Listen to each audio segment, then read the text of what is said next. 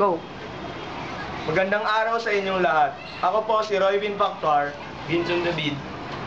Ngayon ay nandito tayo sa Navotas para sa aming pakikipanayam.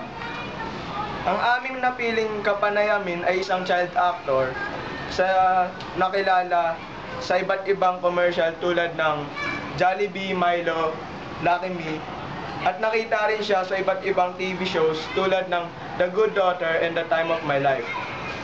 Siya ngayon ay 14 years old at walang iba kundi si Gerald Aceron.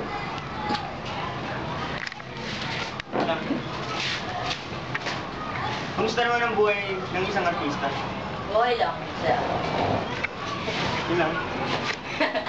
Paano naman ang normal mong buhay sa labas ng showbiz? Ano?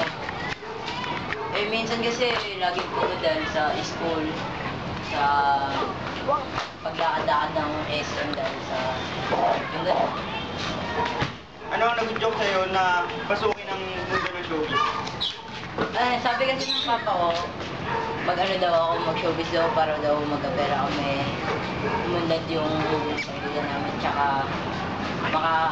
makaahon kami sa ginhawa. Kinabahan ka ba nung unang mong pasok sa showbiz? Nung unang-una ko kasi di pa ako marunong mag-acting ng solo. Eh ngayon? Hindi. Kasi may script naman dun eh. Ano ang pinaka-the best mo na role na nagampanan mo? Ano ang pinaka-the best na role na nagampanan mo? Rosario. Rosario, sa Kidlat, The Good Daughter, Time of My Life. Ano ba? Sa dami pa eh.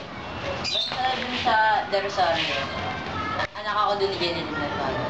Mahaba yung role ko dun. Ano sa tingin mo ang pinakamahirap na problema na dumating sa iyong buhay? Ano? Pinakamahirap na problema na dumating sa iyong buhay? Yung na-aksidente si Papa tsaka ako. Paano mo ito na-solusyonan? Dahil tsaka yung kay Kuya pala, na dengue. Ayun, humingi kami ng tulong sa tito ko kasi yung tito ko mayaman. Tapos humingi kami ng pera, pero binayaran din nila. Ano ang mga naging inspirasyon mo sa pagtatrabaho mo sa showbiz? Pamilya ko, inspiration ko sila. Yung girlfriend wala. Sino ang mga hinahangaan mo na artista? Ibang bansa kasi. Sino? Michael Jackson. Mel Gibson. Yung dito naman sa Pilipinas, si Eugene Domingo. Bakit? Galing mag-joke. Gusto mo naman comedian? Slide. Paano mo na-imagine ang iyong sarili sa 10 years from now? Paano mo na-imagine ang iyong sarili sa 10 years from now? Paano yun? In the Anong- future, 10 years. Magiging advanced ka. At sa tingin mo ikaw ngayon, noon? Noon ko eh, uhugin ako dati. 10 years. In the future. Pag tumanda pa ako, tutuloy ko na to, tsaka magsisiman ako. Sima. Huwag ka na mag-artista. Kamusta pag-aaral mo? Okay naman. Kanina pumunta kami ng SM dahil sa social studies. Kaso hindi kami pinapasok eh. Free daw, sabi ni ma'am. Tapos kailangan pa raw ng ticket sa Facebook. Hindi naman kami pumunta. Paano mo napapagsabay ang pagiging artista at estudyante? May excuse letter na binigay si Papa sa principal.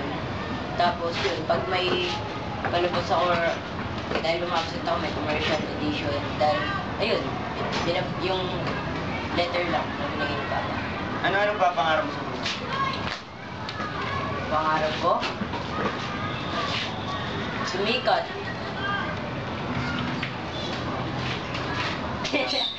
Alam mo kanina gusto mong isipin? Pangarap ko, sumikat. Maging seaman. Umundad kami. Ano pa ba? Makapagtapos ng pag-aaral. Maayos yung pagiging artista. Ano pinagkakabalan mo? Yung mga project ka bang artista? Wala pa eh. Practice lang kami ng grupo ko, Noras Wagers. Para Dancer ka ba? sa... Guest lang kami sa mga TV shows, kagaya ng Master Showman. May mga dapat ba kami abangan sa show mo, na magiging show mo? yun, abangan yung Kidlat, January 7. Kidlat. Marap ka TV5. rito. TV5. Kidlat, abangan nyo, January 7 po simula. Anong sabi mo sa kabataang nais din pasukin ng showbiz? Anong masasabi mo sa mga kabataan na nais din pasukin ng showbiz? Dito, Rob. Galingan nila. Tsaka sa una mahirap lang yan, pero pagkatagalan na masasanay ka. Yung pag-editan ng director. Yan. Maraming salamat po. Then, salamat. Sige, pare.